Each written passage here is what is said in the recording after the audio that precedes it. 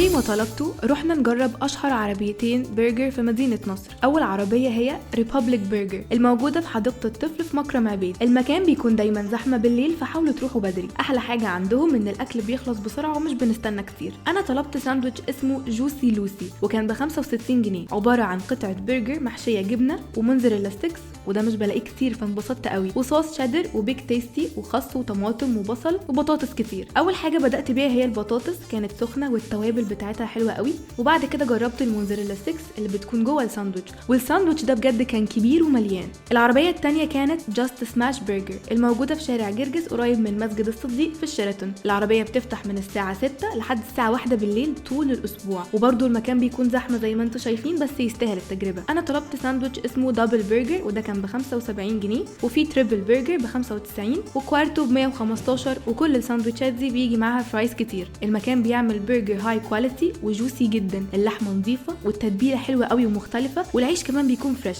واحلى حاجة ان المكان نظيف وتقدروا تشوفوا طريقة التحضير وانتوا واقفين. وبس كده، اكتبوا لنا اماكن اكتر عايزيننا نجربها في الكومنتس، وما تنسوش تقولوا لنا رأيكم.